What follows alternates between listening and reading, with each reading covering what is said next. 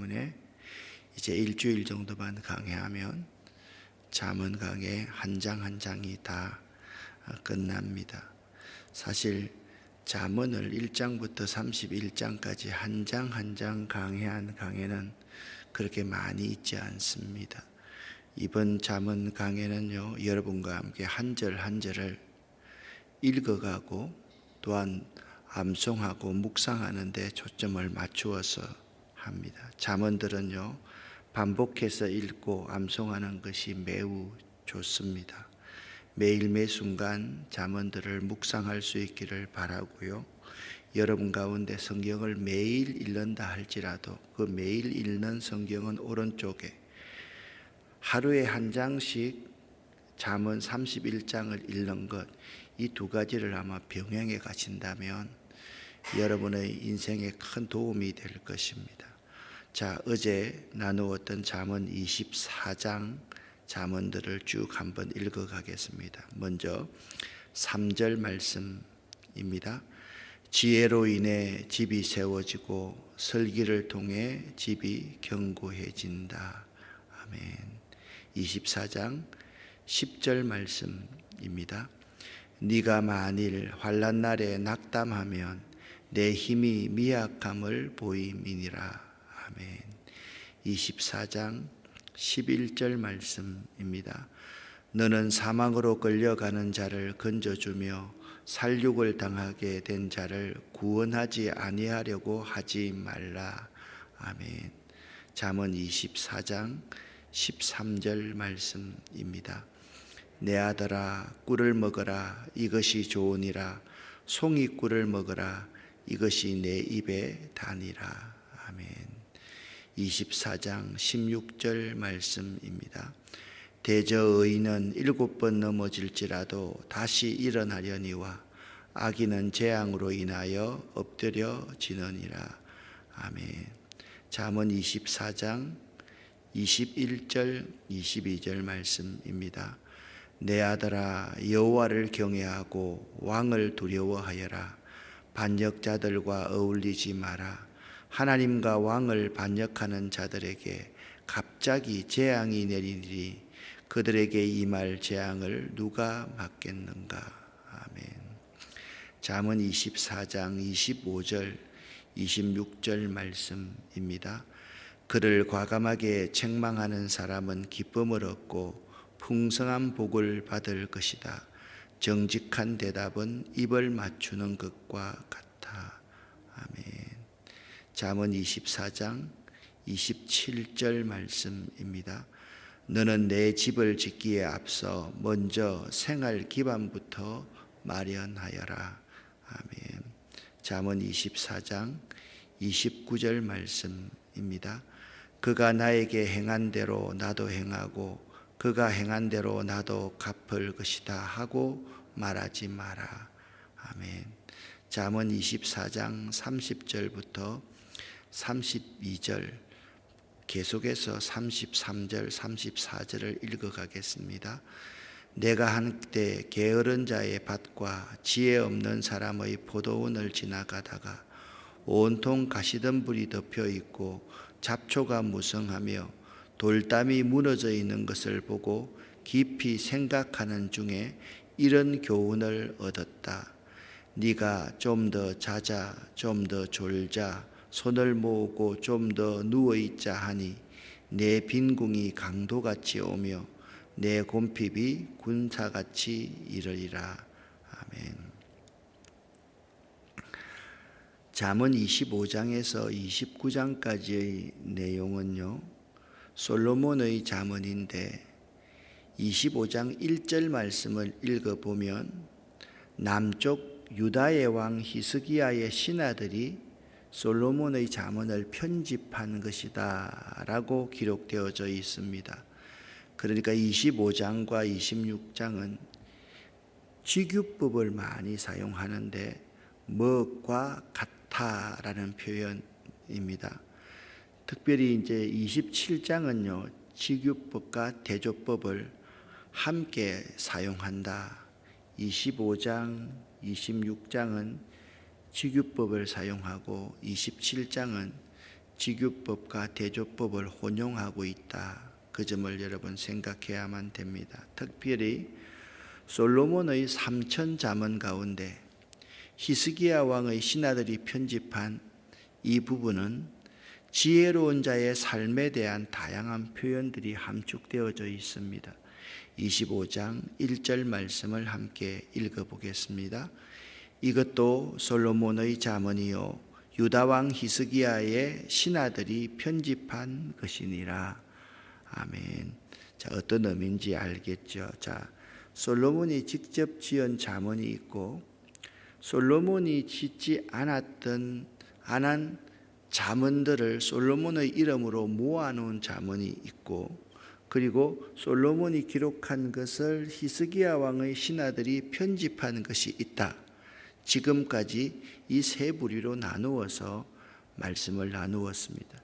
2절부터 10절의 잠언들을 여러분과 함께 쉬운 성경으로 읽어보겠습니다.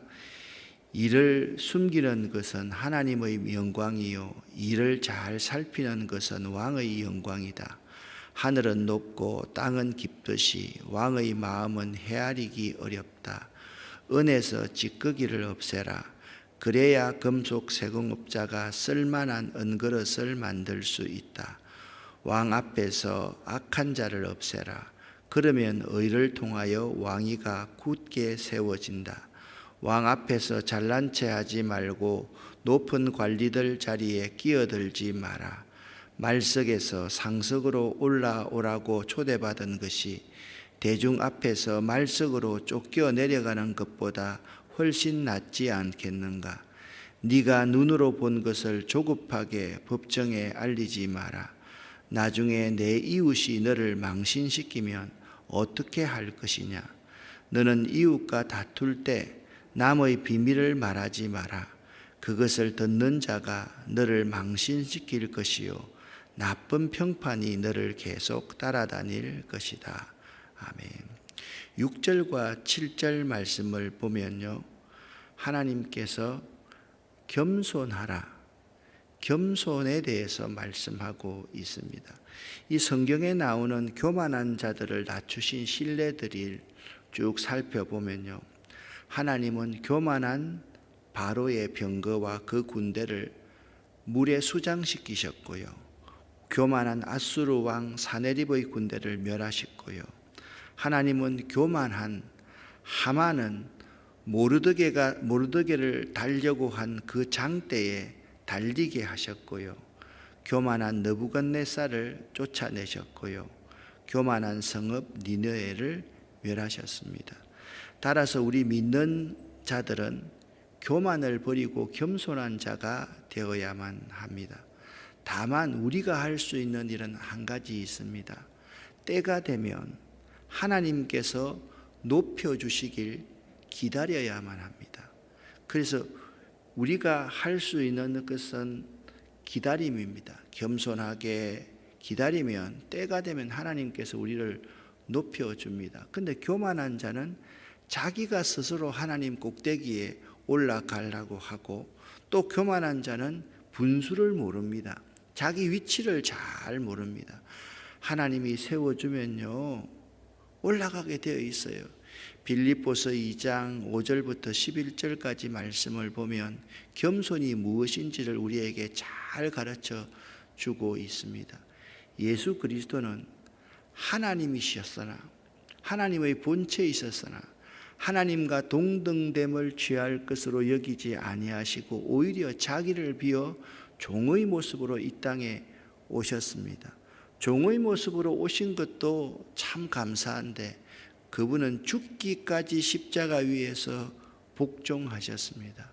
이러므로 하나님께서 그 예수의 이름을 높여서 모든 이름 위에 뛰어난 이름으로 만드셨다. 그 앞에서 모든 사람이 경배케 하셨다라고 성경은 말씀하고 있습니다. 우리 믿는 자에게 가장 중요한 덕목 가운데 하나를 들어라. 첫째도 겸손이고 과정도 겸손이고 마지막도 겸손입니다. 그런데 사람들은 있잖아요, 처음 시작할 때는 겸손할 수 있고 겸손한 척 합니다. 근데 과정을 지나면서 제일 마지막이 참 비참한 경우가 많이 있습니다. 여기 여러분 7절 말씀을 가만히 한번 보시기를 바랍니다. 말석에서 상석으로 올라오라고 초대를 받는 것이 좋다는 거예요. 그런데 상석에 앉아 있는데 대중 앞에서 너 저 말석으로 내려가라 라고 말하는 말을 듣는 것, 그는 수치스러운 일이다. 그렇게 성경은 말씀하고 있는 것입니다. 여러분, 초심을 유지하는 것, 내 위치가 중요하게 되는 그 순간부터 계속해서 겸손하도록 노력할 수 있어야만 됩니다. 그리고 8절부터 10절까지 말씀을 보면 다툼을 지혜롭게 해결하는 방법이 무엇일까 말씀하고 있습니다. 우리는요, 성급하게 다투지 말아야만 합니다. 왜냐하면 사람의 화내는 것이 하나님의 의를 이루지 못하기 때문입니다. 그런데 다툼을 피하는 길은 뭐냐 하면 노하기를 더디하면 되고요, 화목하고 온유하며 서로 용서하고 마음을 같이 하면 다툼을 피할 수가 있다라는 사실을 알아야만 합니다. 그러니까 다투는 것 하나님께서 싫어하신다라는 거예요. 교회는요, 평화로울 때 교회가 성장하고, 교회가 평화로워야지 가정이 화평하고 우리의 사업과 일도 잘 되고 형통케 된다는 점을 잊지 말아야만 합니다. 두 번째, 다투는 일이 생기더라도 다툼의 원인이 되는 문제만을 거론하고 상대방의 다른 허물까지 들추어내어서 인신공격을 하지 말아야만 합니다.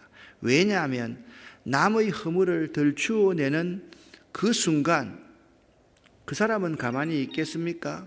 자신의 허물도 드러나게 되기 때문이다라는 것을 알아야만 합니다. 따라서 믿는 우리들이 할 수 있거든 너희로서는 모든 사람으로 더불어 화평하라 하는 말씀대로 화평케 하는 자가 되어서 하나님의 아들이라 일컫는 자들이 되어야만 합니다. 산상수훈에 화평케 하는 자, 피스메이커는 복이 있나니 저희가 하나님의 아들이라 일컬음을 받을 것이요 라고 말씀하고 있지 않습니까?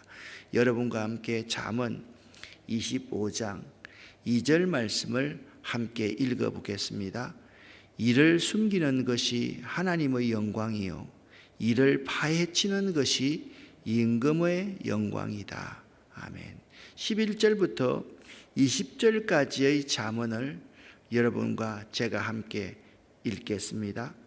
경우에 합당한 말은 언쟁반에 놓여진 금사과와 같아 지혜자의 책망을 들을 줄 아는 귀에 금고리와 숨금 목걸이 같아. 믿을 만한 심부름꾼은 그를 보낸 주인에게 추수하며 땀 흘릴 때에 마시는 얼음물 같아서 그 주인의 마음을 시원하게 한다. 선물한다고 말만 하는 사람은 비 없는 구름과 바람 같아. 끈기 있게 설득하면 통치자의 마음도 움직이고 부드러운 혀는 뼈도 녹인다. 꿀을 찾았거든 먹을 만큼만 먹어라. 너무 많이 먹으면 토할 것이다. 이웃집에 너무 들락거리지 마라. 그가 실적내고 미워할까 두렵다. 자기 이웃을 해치고자 거짓 증언하는 사람은 몽둥이나 칼, 날카로운 화살과 같아. 어려울 때 신용이 없는 사람을 의지하는 것은 썩은 이나 다친 발을 의지하는 것과 같아. 마음이 무거운 자 앞에서 노래하는 것은 추운 날 남을 발가벗기는 것과 같고 터진 상태에 식초를 붓는 것과 같아. 아멘. 11절 말씀을 여러분이 많이 들었을 것입니다. 경우에 합당한 말은 언쟁반에 놓인 금사과와 같아라는 것입니다. 여러분, 경우에 합당한 말을 할 수 있어야 됩니다. 자, 상대방이 우리 예수 믿는 사람들이 이런 말하기가 참 쉽습니다. 상대방이 저 아이 참 이쁘다 그러면 그 아이 그냥 이쁘다라고 공감해주고 동조해주면 됩니다. 그런데 더 나아가서 내 손주 이야기를 하면 그 사람은 주책스러운 사람이라는 것을 알아야만 합니다.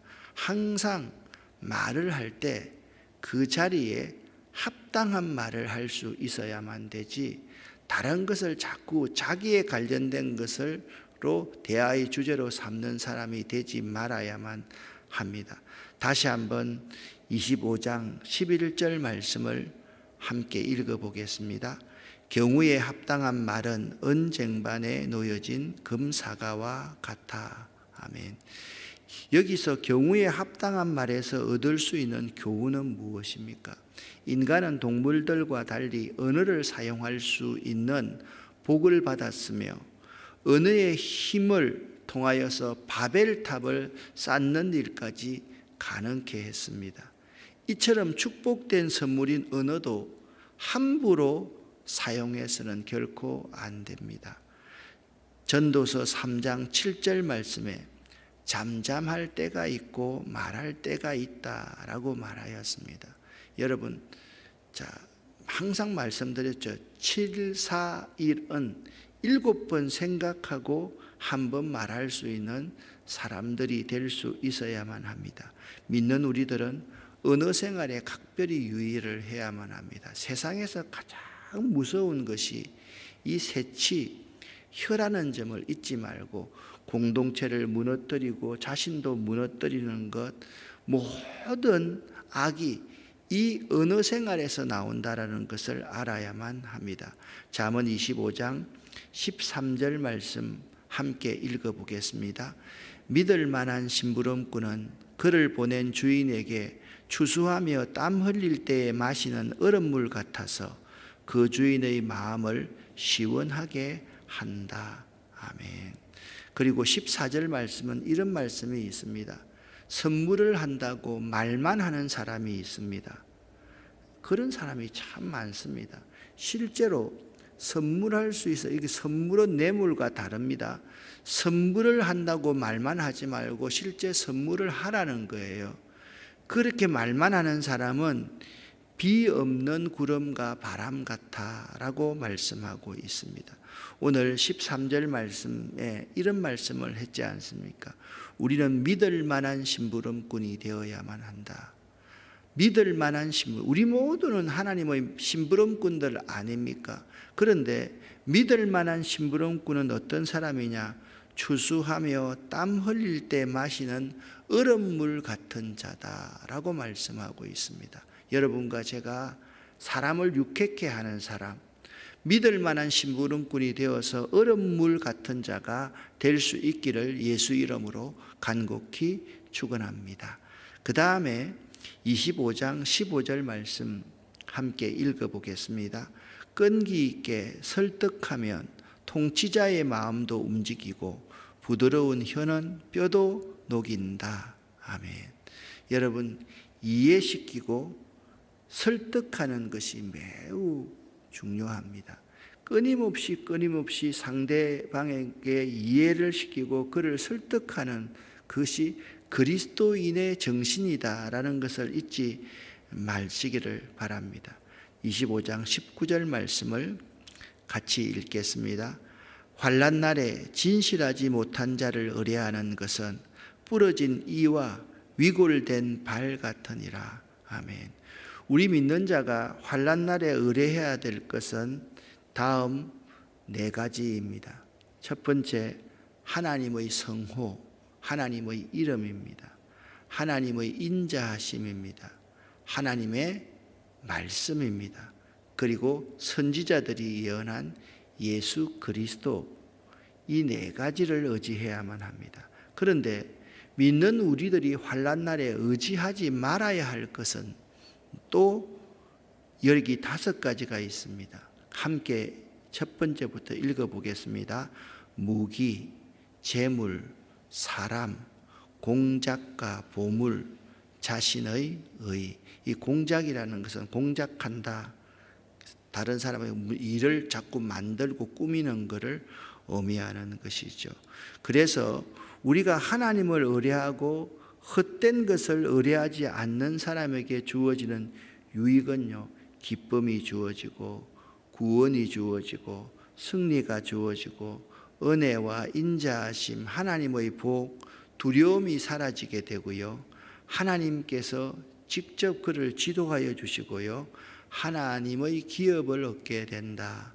여러분, 환난 날에 하나님 의뢰하고 말씀 의뢰하고 성령을 의지하면서 가야지, 세상 헛된 것을 의지해서는 결코 안 된다. 그 점을 꼭 기억할 수 있기를 바랍니다. 21절부터 28절의 잠언들을 여러분과 제가 함께 쉬운 성경으로 읽어보겠습니다. 네 원수가 굶주리거든 그에게 먹을 것을 주어라. 목말라 하거든 마실 물을 주어라. 그리하면 그는 머리에 숯불을 둔 것 같이 부끄러워하고 여호와께서는 내게 상을 주실 것이다. 북풍이 비를 몰고 오듯 험담하는 혀는 분노를 초래한다. 옥상 한 구석에서 사는 것이 다투는 아내와 사는 것보다 낫다. 먼 나라에서 보내온 좋은 소식은 목마른 영혼의 냉수와 같아. 의인이 악인에게 굴복하는 것은 우물이 흐려지고 샘이 썩는 것과 같아. 꿀을 너무 많이 먹으면 몸에 해롭고 자기 영광을 구하는 것도 명예롭지 못하다. 자기를 다스리지 못하는 자는 성벽이 무너진 성과 같아. 아멘. 25장 25절 말씀을 여러분과 제가 한 번 더 읽겠습니다. 먼 나라에서 보내온 좋은 소식은 목마른 영혼의 냉수와 같아. 아멘.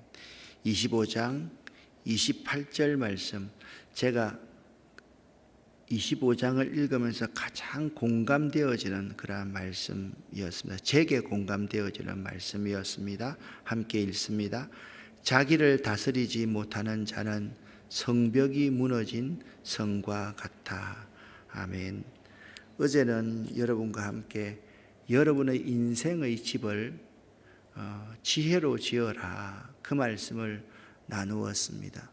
오늘은요, 얼음물과 같은 자가 되고 시원한 물과 같은 인생이 되어라 라는 말씀을 드리고 싶고요, 자기를 잘 다스리는 자가 되어서 거듭 말씀을 드리는데, 사실 우리의 경영 가운데 가장 중요한 경영은 나를 잘 다스리는 것입니다. 사업하는 사람도 자기를 잘 다스려야 되고요, 목회자도 자기를 잘 다스리는 것이 목회다. 이 점을 결코 잊지 말고 오늘도 겸손하고 또 겸손하게 나를 쳐서 십자가 앞에 복종시키는 여러분과 제가 될 수 있기를 예수 이름으로 간절히 축원합니다. 갑자기 방송국에서 내가 매일 기쁘게라는 그 방송에서 좀 취재를 하자라는 그러한 연락이 왔습니다. 아마 오늘 10시쯤 돼서 전화로 인터뷰하고 다음 주 화요일 날에 방송국에 가서 촬영을 할 겁니다. 여러분들이 또 기도해 주시면 복음의 유익이 될 것이라고 생각합니다. 기도하겠습니다.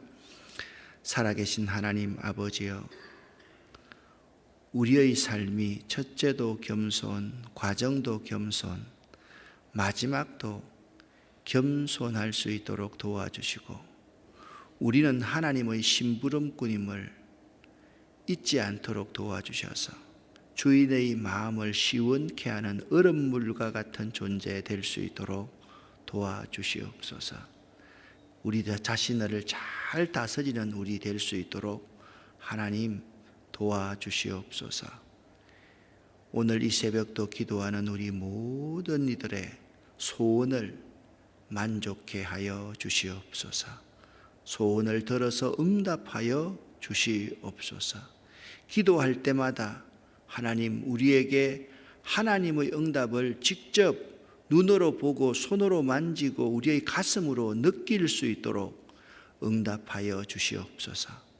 예수 그리스도의 이름으로 축복하옵고 간절히 기도 올립니다. 아멘.